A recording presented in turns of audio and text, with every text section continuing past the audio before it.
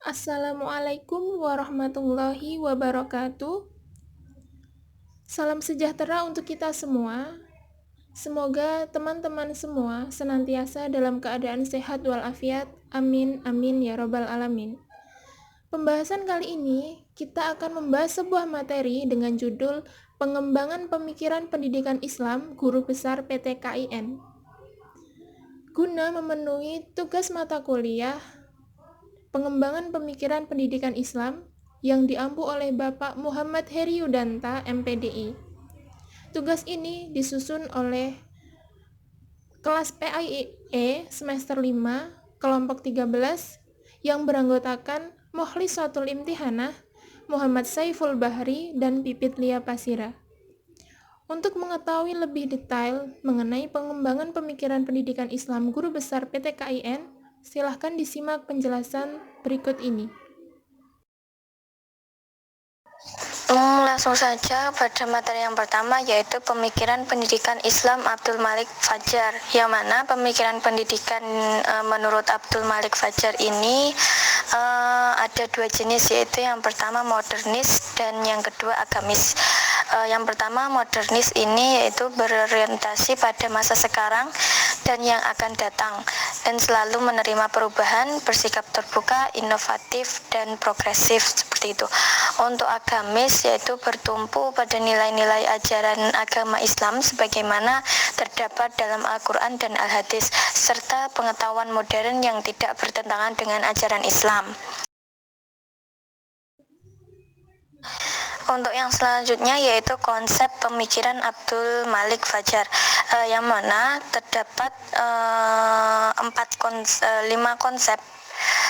konsep dalam pemikiran Abdul Malik Fajar. Yang pertama yaitu visi misi, yang kedua tujuan, yang ketiga kurikulum, dan yang keempat kelembagaan. Masuk pada visi misi dari pemikiran Abdul Malik Fajar ini adalah visinya mewujudkan perguruan tinggi yang modern. Kemudian untuk misinya melakukan pentahapan dalam mengelola perguruan tinggi ini, yaitu tahap konsolidasi, pembangunan fisik, dan pembangunan akademik. Nah, untuk konsep yang kedua yaitu tujuan.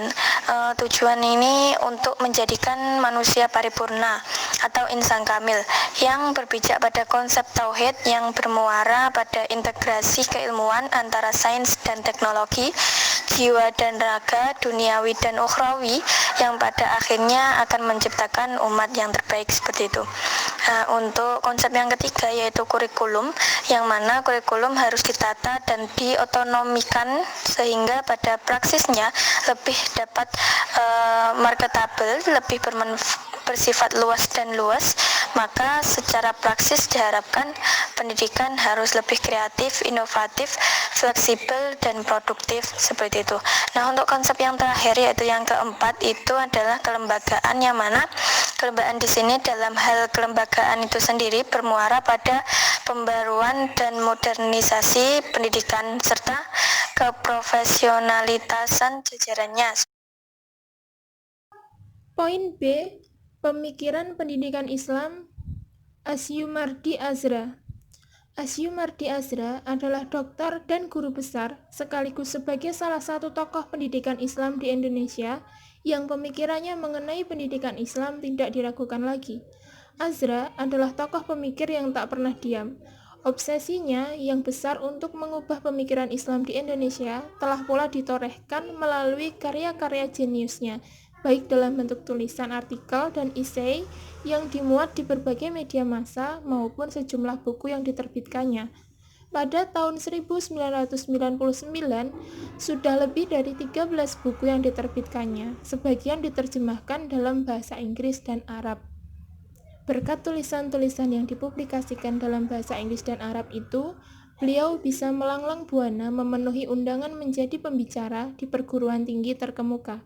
Tidak mengherankan bila pemikirannya tidak hanya dikenal lewat tulisannya di media, tetapi juga populer di universitas dan institusi terkenal di luar negeri. Hal itu juga membuktikan bahwa ia sangat produktif walaupun kesehariannya diisi dengan kesibukan-kesibukan yang begitu banyak lainnya. Konsep pemikiran Asyumardi Azra. Konsep yang diusung oleh Asyumardi Azra terdiri dari beberapa poin penting. Yang pertama mengenai tujuan daripada pendidikan. Tujuan pendidikan Islam tidak terlepas dari tujuan hidup manusia dalam Islam, yaitu untuk menciptakan pribadi-pribadi hamba Allah yang selalu bertakwa kepadanya demi tercapainya kebahagiaan hidup di dunia dan di akhirat. Dengan begitu, menurut Azra, pribadi yang takwa dalam konteks sosial bermasyarakat, bangsa, dan negara menjadi rahmatan lil alamin sebagai tujuan akhir daripada pendidikan Islam. Untuk mencapai tujuan pendidikan Islam yang dimaksud, menurutnya perencanaan kurikulum pendidikan Islam haruslah mempunyai nilai pokok dan permanen, yakni persatuan masyarakat internasional berdasarkan kepentingan teknologi dan kebudayaan bersama atas nilai-nilai kemanusiaan. Azra juga merumuskan tujuan pendidikan Islam yang lebih khusus, yaitu meliputi tahap-tahap penguasaan anak didik terhadap bimbingan yang diberikan dalam berbagai aspeknya, pikiran, perasaan, intuisi, dan keterampilan. Dari tahap-tahap inilah kemudian dapat dicapai tujuan-tujuan yang lebih terperinci lengkap dengan materi, metode, dan sistem evaluasi yang disebutnya kurikulum. Poin yang selanjutnya mengenai dasar pendidikan Islam. Asyumardi Azra mengonstruksi paradigma pendidikan Islamnya dengan rujukan yang pertama Al-Quran, yang kedua Sunnah Nabi, yang ketiga ijtihad sahabat, yang keempat kemaslahatan masyarakat, yang kelima nilai-nilai adat istiadat dan kebiasaan-kebiasaan sosial, dan yang terakhir adalah hasil pemikiran pemikir Islam. Poin selanjutnya mengenai modernisasi pendidikan. Azra menekankan perlunya dilakukan modernisasi pada segenap aspek kehidupan masyarakat Muslim, terlebih terkait dengan konsep pemikiran yang merupakan landasan bagi segenap aktivitas dan ide-ide. Kerangka berpikir selayaknya mengalami perubahan dan penyesuaian terhadap perkembangan zaman. Diperlukan pemikiran yang terbuka dengan wawasan yang luas dan adaptif agar mampu menyeleksi tren dan perkembangan gaya hidup. Hubungan antara modernisasi dan pendidikan menurut Azra, pada satu segi pendidikan dipandang sebagai suatu variabel modernisasi yang merupakan prasyarat dan kondisi yang mutlak bagi masyarakat untuk menjalankan program dan mencapai tujuan-tujuan modernisasi. Poin selanjutnya mengenai demokratisasi pendidikan. Demokratisasi pendidikan Islam bertujuan akhir yaitu pembentukan masyarakat Indonesia yang demokrasi, bersih bermoral dan berakhlak serta berpegang teguh pada nilai-nilai keadaban. Azra juga mengemukakan beberapa ciri demokratisasi pendidikan Islam. Antara lain, yang pertama, adanya kurikulum yang dinamis dan memberikan ruang bagi terwujudnya kreativitas peserta didik, mempunyai semangat untuk melakukan perubahan sosial. Yang kedua, perubahan paradigma pendidikan Islam merubah paradigma dari otoriter ke demokratis, tertutup ke keterbukaan, doktriner ke partisipatoris. Dan yang ketiga, adanya sinkronisasi antara lembaga-lembaga pendidikan Islam dengan lingkungan masyarakat. Untuk yang selanjutnya adalah pemikiran pendidikan Islam menurut Muhaimin. Pemikiran pengembangan pendidikan Islam yang dimaksudkan oleh Muhaimin ini adalah mengajak seseorang untuk berpikir kritis, kreatif, inovatif dalam menghadapi berbagai praktik dan isu aktual di bidang pendidikan. Dalam hal ini, pemikiran tentang pengembangan pendidikan Islam bermuara pada 3 permasalahan pokok, yakni adalah yang pertama adalah foundational problem, yang kedua adalah structural problem, yang ketiga adalah operational problem. Yang pertama adalah foundational problem. Foundational problem merupakan masalah-masalah fondasi pendidikan. Masalah-masalah fondasi pendidikan Islam, titik permasalahan fondasi terdiri dari religious foundation atau fondasi agama, philosophic foundation atau permasalahan fondasi filosofi, dan fondasi yuridis atau hukum. Yang kedua adalah structural problem. Structural problem merupakan masalah-masalah struktural pendidikan Islam.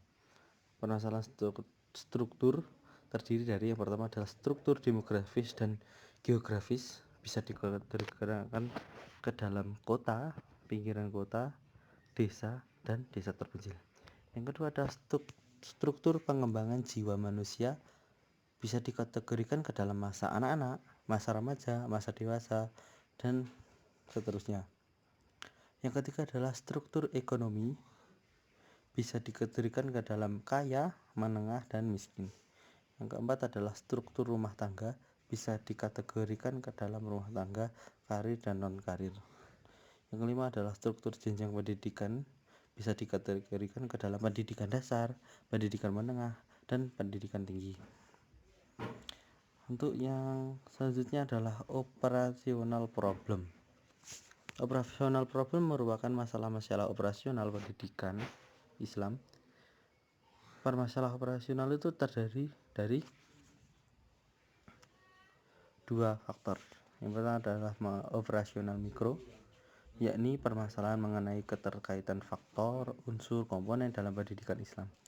Yang ketiga adalah operasional makro, yakni permasalahan mengenai keterkaitan pendidikan Islam dengan sistem luar pendidikan Islam seperti sistem sosial, politik, ekonomi, budaya, dan agama.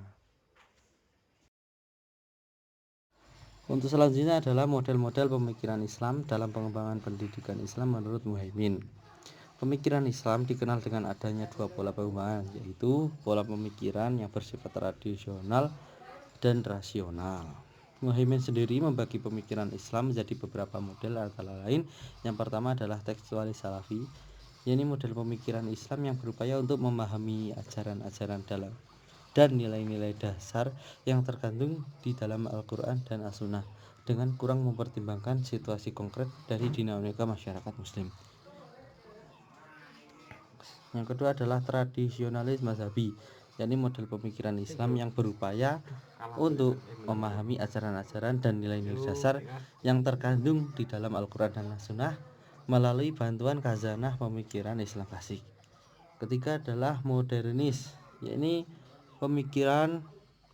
model pemikiran Islam yang berupaya untuk memahami ajaran-ajaran dan nilai-nilai dasar yang terkandung di dalam Al-Quran dan As-Sunnah dengan hanya semata-mata mempertimbangkan kondisi dan tantangan sosio-historis dan kultural yang dihadapi oleh masyarakat Muslim kontemporer tanpa mempertimbangkan khazanah intelektual Muslim era klasik.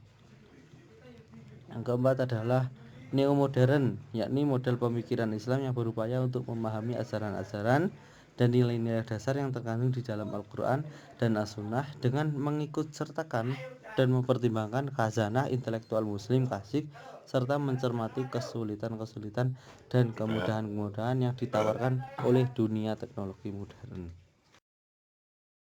Sekian pembahasan dalam video kali ini mengenai pengembangan pemikiran pendidikan Islam Guru Besar PTKIN.